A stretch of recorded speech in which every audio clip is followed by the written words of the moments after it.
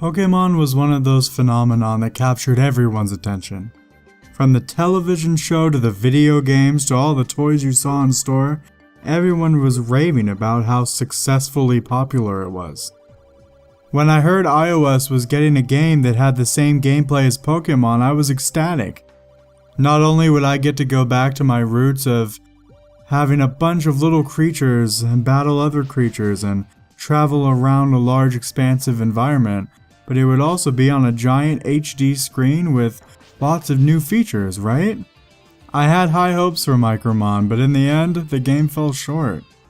What could have been a great segue to put game archetypes we love on our consoles and our handheld consoles onto a more mobile platform with a wider audience just kind of fell short. Micromon had a lot of potential. The first time I loaded it up, the character graphics and the animations of all the little creatures really stuck out to me as being high quality. The game imitates a lot of the features out of the Pokemon franchise, but doesn't really add anything new to the formula. You're still a kid who trains monsters in a large universe, and you still have to travel around to gym leaders, but the plot of the game and all the mechanics just seem kind of copy and pasted. This is sort of a reoccurring theme in the experience I had with Micromon. Everything seems copied from some other game, but not done quite as well.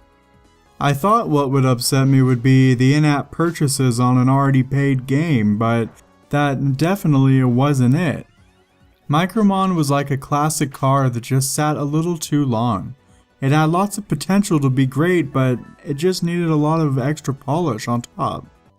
It was really hard to see the really well-drawn animations for all the creatures alongside a non-animated seagull or a less than perfect palm tree.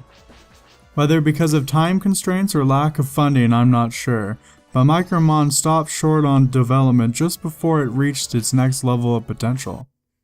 Don't get me wrong, when I first tried it out, I really enjoyed it. I loved seeing all the graphics and hearing all the sounds, and it really left a great impression on me.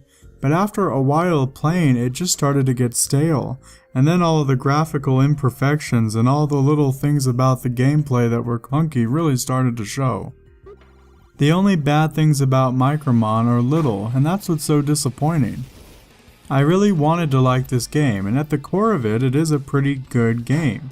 It just has some little irksome flaws on top of it that made me stop playing.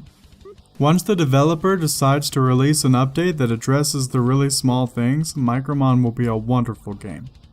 But you don't have to take my word for it. If you're looking for the Pokemon experience on your iPad or your iPhone, Micromon will be perfect for you.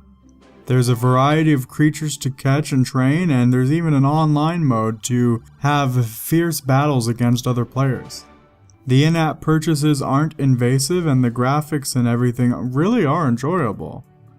I'd recommend if you're going to play Micromon, you really want to play it as a beta version, because the game itself doesn't really feel all the way done. My score for Micromon is a 3 out of 5. As always, thanks for watching. If you enjoyed this video, feel free to like and subscribe.